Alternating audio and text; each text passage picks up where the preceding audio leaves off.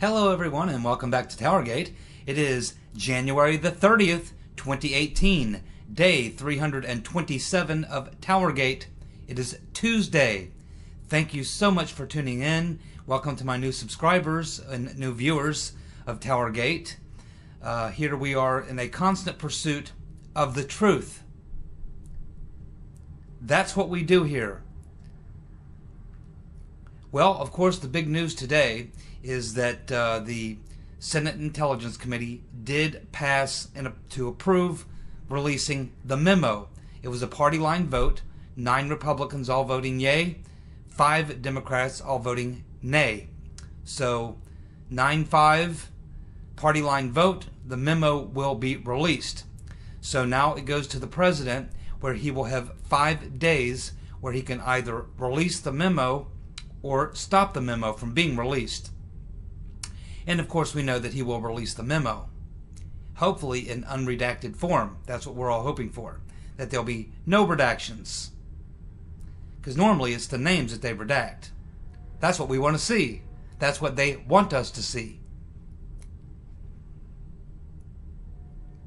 Now the Democrats actually had their own little memo that they wanted to release, but they have to go through the exact same process that the other memo had to go through, which it has to go through the vote in the committee, then it has to go to the full House.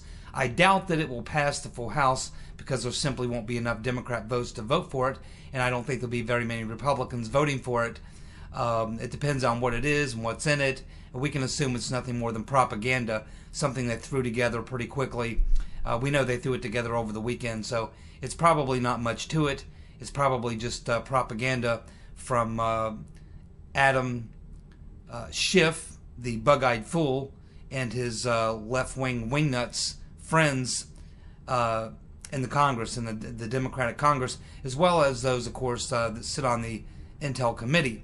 But anyway, good news, the memo's passed, it will be released. Now, will it be released tomorrow? Everyone is hoping so, but I really don't think it'll happen tomorrow, meaning Tuesday, because I'm actually doing this video at about 11 o'clock on Monday evening, so I'll be midnight here pretty soon. So you're watching this video on Tuesday. I'm recording it late Monday night.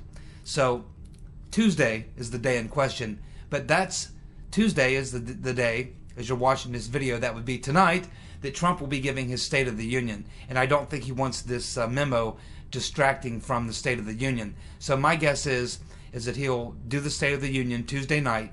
He'll probably want to have the full 24 hours, the next 24 hours of press coverage about the State of the Union, so that it gets plenty of play, because he's going to push immigration and infrastructure and some other things. I think he wants to get at least 24 hours of news cycle out of it. But I certainly expect that he will allow the release of the memo. I would think probably Wednesday at the earliest, but probably not till Thursday or Friday before we actually get the memo. But we're going to get it, and I'm sure we'll get it before the end of the week. So we'll all be looking forward to that. Now, we've been talking about this letter, and hopefully some of you clicked on the link from the last video and read those questions, those 12 questions from Senator Grassley that he sent to those Democrats who were part of the Clinton campaign in 2016. Hopefully you clicked on that link and read those questions at the Senate Judiciary website. Now, what this tells us is they are now moving this investigation in the Judiciary Committee. They've now moved towards looking at the Clinton campaign and what their association was with the dossier, whether or not they had contacts with any of the agencies of the government, the DOJ, the FBI, if anyone in the Clinton campaign was coordinating with that, if anyone in the Clinton campaign was coordinating between or with Christopher Steele or Fusion GPS and anyone in any of these government agencies, if there was any contact or collusion at all with the Clinton campaign and any of these agencies in the government that would have been part of the deep state coup and the illegal surveillance and unmasking and things and such. So if you look at the questions, we already understand that the Right Reverend Clinton and the DNC together kicked in $9.2 million, which they paid to Perkins Coie. Obama kicked in another million, so that's $10.2 million went to Perkins Coie. We know that. Then Perkins Coie, using Mark Elias, one of their attorneys, who also represents the Right Reverend Clinton, and John Podesta, and he was the legal counsel for the Clinton campaign as well. So he served a couple of different functions there. So we know that the money went from the Clinton campaign to Perkins Coie to their attorney, Mark Elias, who then hired Fusion GPS, who then hired all the subcontractors, Christopher Steele, Nellie Orr, the other half dozen or so people I mentioned last night, and God knows who else. So we know the direction that the money went, but what they want to find out now is exactly the chain and the direction that the information went. We know where the money started with the Right Reverend Clinton, and we know where it ended up. What we don't know is how the information moved from point to point. That is what the letter is trying to figure out, because up to this point, everyone who's been asked about the dossier, whether it's the Right Reverend Clinton, John Podesta, Robbie Mook, Debbie Blabbermouth Wasserman Schultz, Donna Brazil, all of them have answers that, like the Right Reverend says, well, she knew that they were paying for opposition research, but really didn't know any of the details. That was all being handled by other people. Debbie Wasserman Schultz says she knows nothing about it. Donna Brazil said she inquired about it, but was told she didn't have a need to know. Robbie Mook is playing dumb, like he didn't know anything about it. John Podesta sat right there and told the Senate Intelligence Committee that he didn't know about it till it was released on January 10th by BuzzFeed, despite the fact that we know that he met with Glenn Simpson of Fusion GPS the day after the election, November 9th. So what they want to find out is exactly what path the information traveled. Did it go from Christopher Steele to Fusion GPS to Mark Elias to someone in the Clinton campaign? Did it go directly to Hillary? Obviously, they paid $10.2 million for this information. We know that they were talking about Trump-Russia even during the second debate. The Right Reverend Clinton was hitting Trump on his relationship with Russia and Putin. They were a week before the election. They all started talking about Trump-Russia collusion, long before the dossier was published by BuzzFeed. Long before. That would have been 3 months before. So they obviously were getting the information that they were paying for. The question is, what path did it take? What was the chain of command? How was it passed along? Did it go directly from Fusion GPS? Was he emailing it directly to Hillary? Was he emailing it to Huma? Was he sending it to Podesta? Was he giving it to Mr. Elias?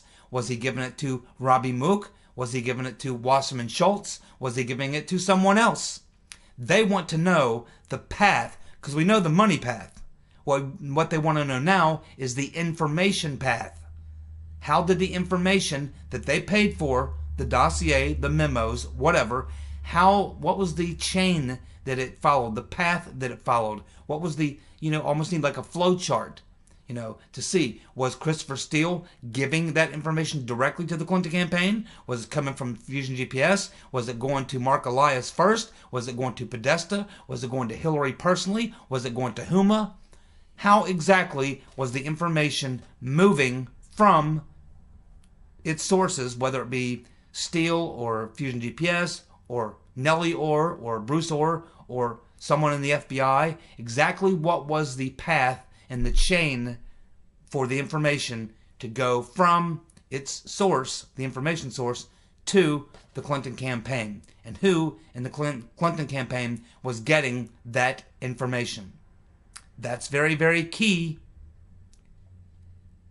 And these are very dangerous questions if you read them.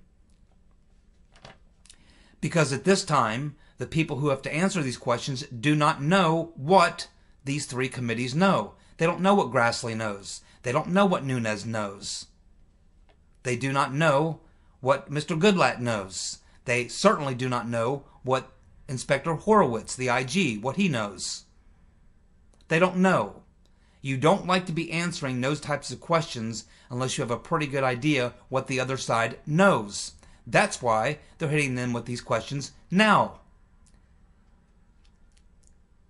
I would not want to be one of those Democrats having to answer those questions, those 12 questions, which are in that letter from the Judiciary Committee. How about you?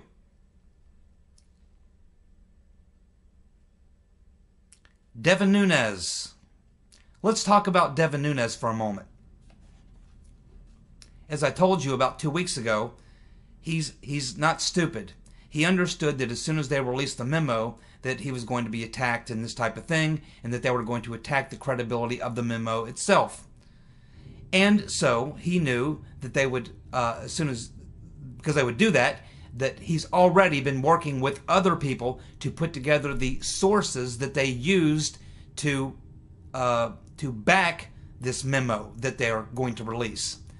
Because he knew that they were going to attack the memo. This provides an opportunity for Nunes to then declassify and release the actual intelligence data that they had that backs up or supports the memo. So now, because the Democrats are going to come out and they are going to attack the credibility of Nunes and the memo, he's already going to have prepared the intelligence that was used to create the memo.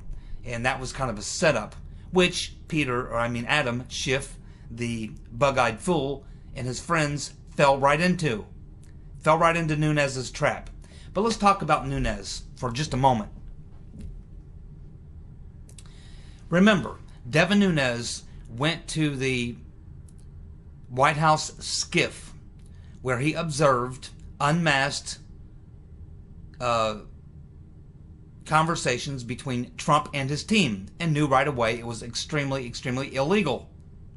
And he knew right away that there could be no evidence that he had seen that would have justified a FISA warrant, to allow them to unmask American citizens such as that. So he knew what he stumbled onto. Then, of course, Adam Schiff, the bug-eyed fool, got his panties in a wad, and he and his friends decided to stab Nunes in the back. And they accused him of, breaking committee rules and things and such. And so he was forced to step aside from his position as chairman for 10 months while he was investigated. Now, during that 10 months of investigation, what do you think Nunes was thinking about?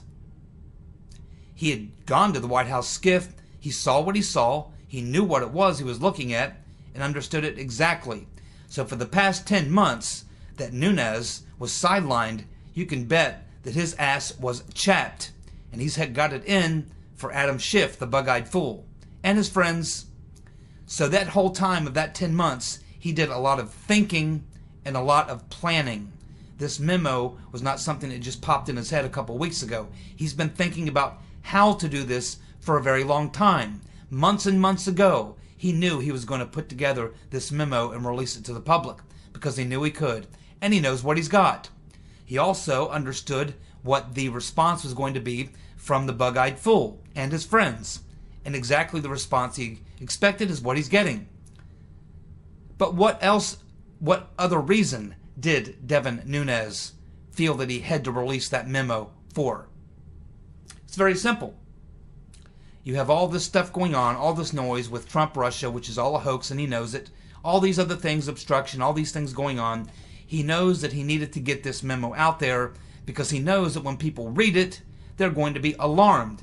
And while only 10% of the country may be paying attention to this right now, the way we have been for the past year or 9 months, but once this memo is released, it is going to be known to everyone immediately. Within a couple days, it won't just be 10% of the people in this country knowing about all this. Everyone is going to be awake to it because it will be all over the news. Yes, of course, on the left, they're going to try to debunk it and do everything else, but it's really not going to work very well. And keep in mind, they have a very small audience.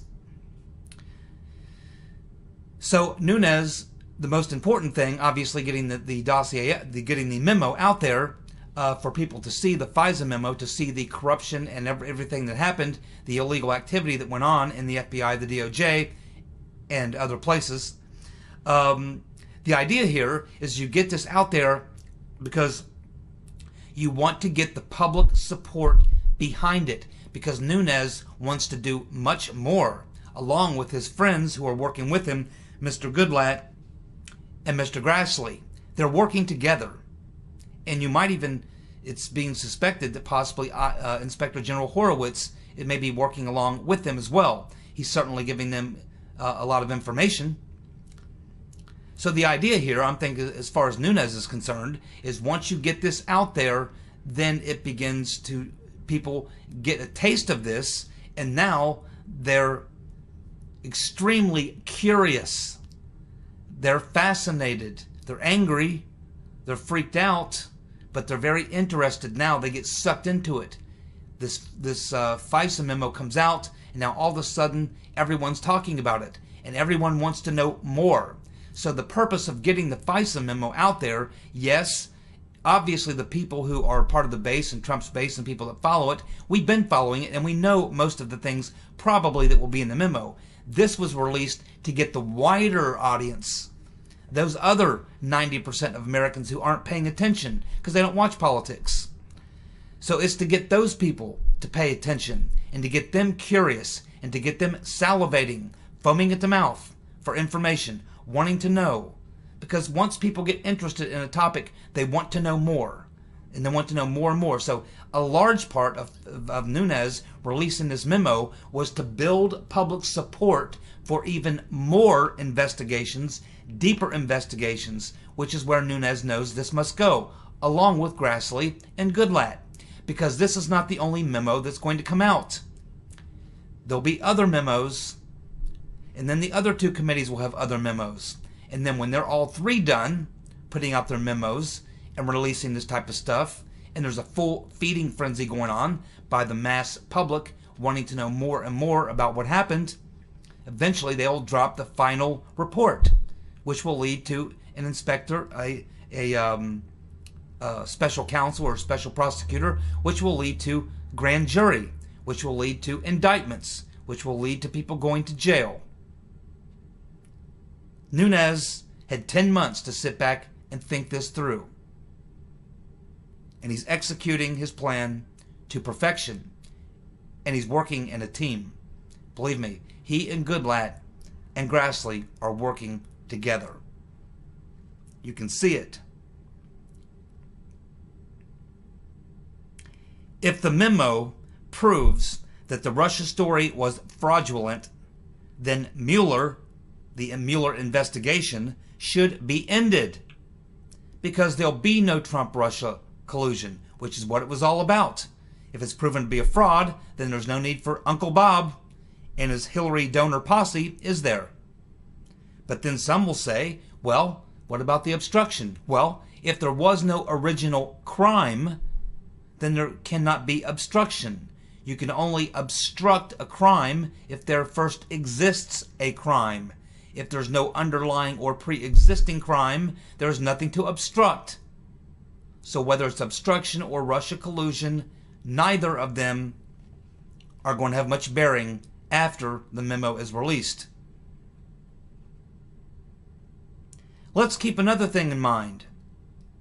Not only will many of these perpetrators face prosecution for their crimes, felonies, most all could face huge civil lawsuits from many different groups that can claim injury, including a class action lawsuit by Trump supporters, and of course by Trump himself, and anyone else that's been injured by the criminal activity from the DOJ and the FBI.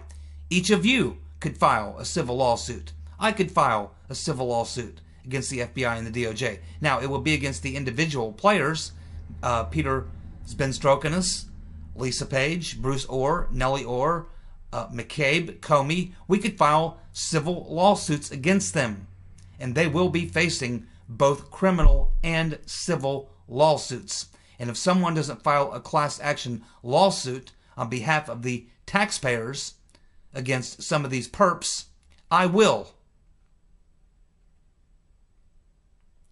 Prepare yourself for the release of the memo. I can assure you that as soon as that memo is released, Nunes and those Republicans on the House Intel Committee are going to be under vicious attack. Probably they'll be getting IRS audits.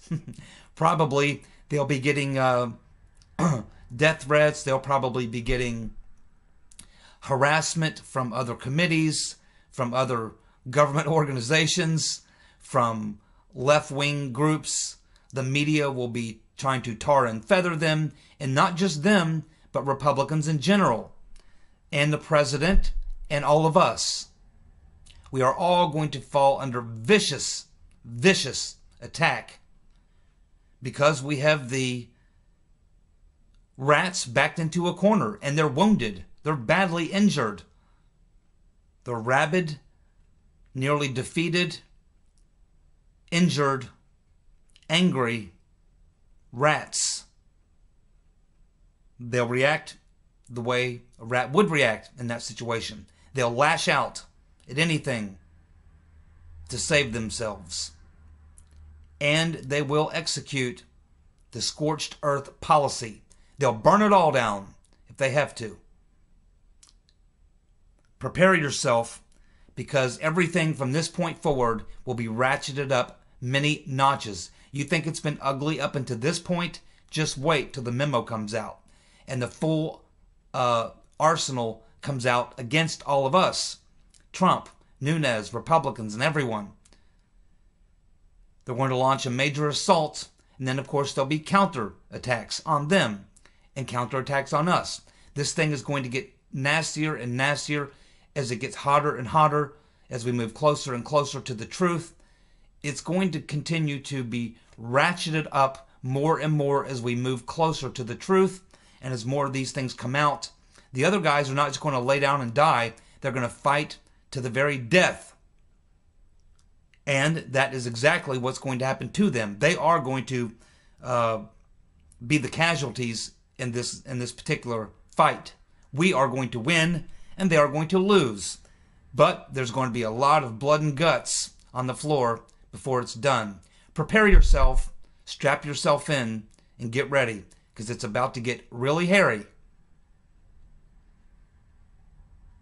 The New York Times is reporting that Rod Rosenstein, the Deputy Attorney General, reviewed the warrant. Actually, he renewed the warrant. He probably reviewed it too, but he actually renewed the warrant to spy on Carter Page shortly after taking office last April.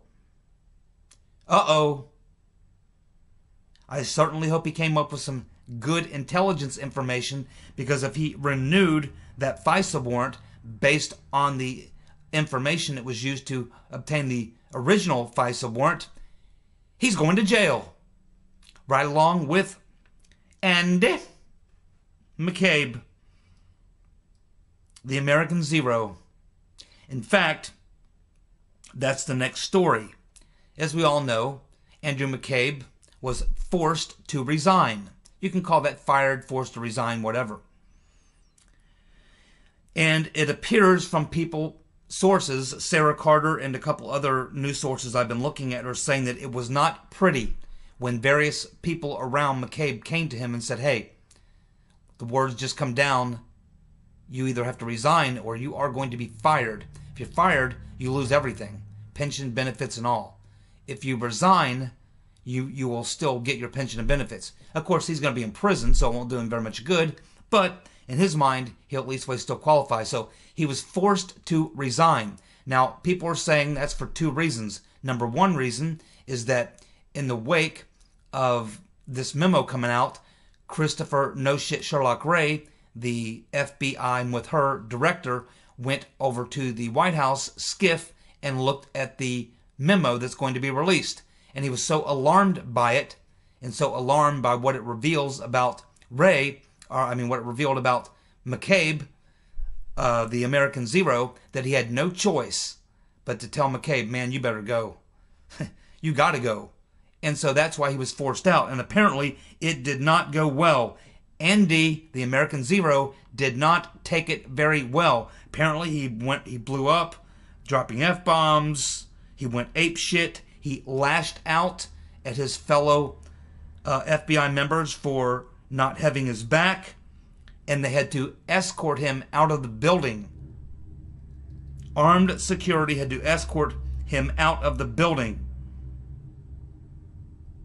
So obviously it was a very ugly scene that went down with the forced removal of Andrew, the American Zero, McCabe, assistant or former deputy director of the FBI. I'm with her. It's also being suggested that the IG, Inspector General, Mr. Horowitz, was supposed to brief a couple of the committees tomorrow, Tuesday, which will be today for you guys watching the video. He was supposed to brief these committees on Tuesday, but he has canceled. But apparently, in the wake of what's coming out with the memo, he himself, Mr. Horowitz, forwarded a brief of what he was going to be telling members of Congress on Tuesday, sent that to No Shit Sherlock Ray, the FBI director, and apparently it was this heads up he got from Inspector General Horowitz, the custodian, about his findings, coupled with what he read in the 4-page memo that left him no choice but to tell McCabe, man, you got to go. You got to go, Andy. It's over. Now we know, or we at least has been told by Sarah Carter, that this memo focuses very heavily not only on McCabe, but also on the dishonorable James Comey and Rod Rosenstein. Comey's already gone, and he has lawyered up. So we can assume that Rosenstein will be the next one who will have to go. Now, that sets up a very interesting situation, because it is Rosenstein who appointed Uncle Bob Mueller, the executioner, and the Hillary donor posse. So if Rosenstein, and keep in mind Sessions has recused himself, so if Rosenstein steps aside, does that mean that who is running Mueller? Does that mean that Sessions now steps back in and unrecuses himself and takes back over that situation? Or does it fall on the number 3 man, who is now going to be the number 2 man, taking McCabe's place?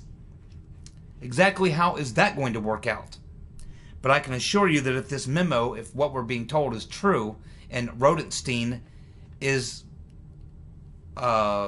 in this memo the way we're told he is, and if in fact we find out that Rosenstein did reauthorize the FISA warrant on Carter Page based on the previous justification in the FISA application, he will definitely be resigning and lawyering up and preparing for some jail time and a big civil suit from yours truly.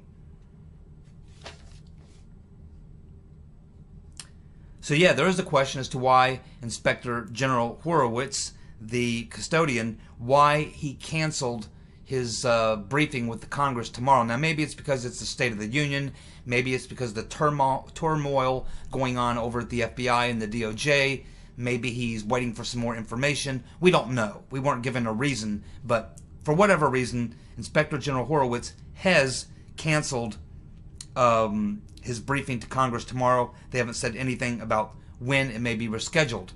So that's a curious thing, but it's there. We have Matt Gaetz, who I think it was on one of the Fox News programs, sent out a warning to the Clintons. And he stated, quote, "The FBI is coming for you. Justice is coming soon." And he's referring to the investigation into the Clinton Foundation that's being run in Little Rock, Arkansas by this Trump-appointed U.S. attorney who we understand is hardcore, straight shooter, and doesn't care for the Clintons. Who is going to be McCabe's replacement? Well, that is going to be none other than David Bowditch. He's a Comey confidant. And where have you heard his name before? Let me refresh your memory.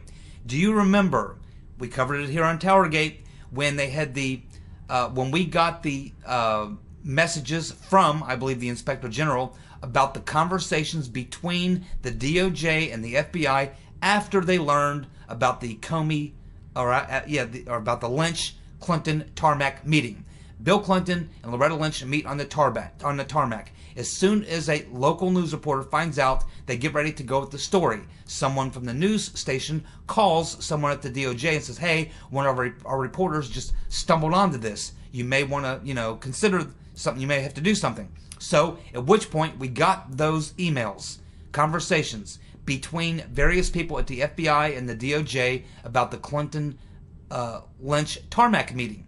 And what was crazy to all of us was the fact that they weren't concerned at all about that. What they were concerned about was who was that guy who had leaked that or given that information to the reporter. Who's that guy? If you remember when we were looking at those emails, the one who kept saying, "We've got to get that guy.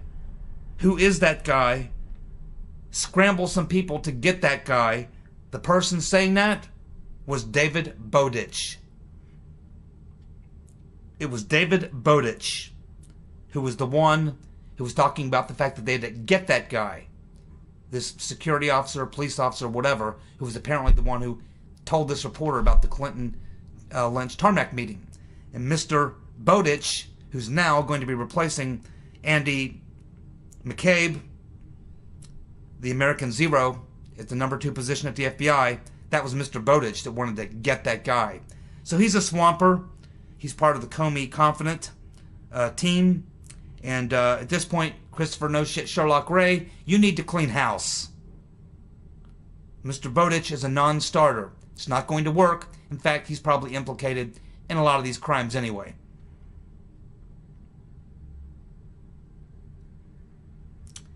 Yes, this memo may also reveal why Grassley wanted the FBI to investigate Christopher Steele, for lying. And the bottom line is, Christopher Steele said he didn't want the dossier to be made public, but yet we have information apparently in the memo where he's being motivated and is highly interested in spreading the dossier to media organizations. So the FBI or Christopher Steele or both are lying. Andrew Weissman, the attack dog of the Mueller team, is now being investigated as being the leaker, that apparently he's been leaking intel from the Mueller probe. So he's now under investigation by the Congress. And we also have Howie Kurtz of Fox News, whose new book, Media Madness, reveals or makes a claim that McCabe was leaking info to CNN, and then he was leaking info to other sources, telling him that it was Reince Priebus who was leaking to CNN. There you go. Now, yesterday, I asked if you guys would help me decide on who would be the dumbass of the week. I could not decide because I just couldn't decide.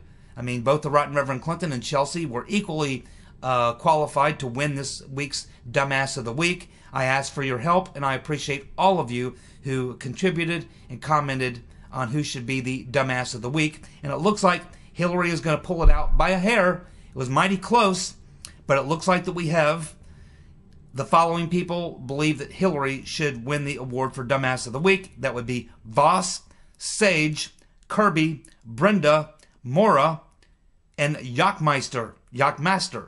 They all believe that it was Hillary, Dumbass of the Week. Then we have, on Chelsea, we had Jeanette, Pamela, and Fred. Then we had a couple people who had other ideas. Peter thought that they should share the award. That's nice. Roger said we should give him a both award. There should be 2 awards. And of course, Rooster said neither. How about Peter or Adam Schiff, the bug-eyed fool? Well, they're all equally deserving of this award, but we do have to go with the majority of comments, and there have been some more since I looked at the comment section, but at the time that I looked at the comment section, it looked like that Hillary had about a 9-5 lead. So it looks like with 3 others. So it looks like we are going to have to go with Hillary for the Dumbass of the Week. Thank you so much for participating. We'll be back tomorrow with another TowerGate. Hold on tight and enjoy that State of the Union speech Tuesday night. Take care. Bye.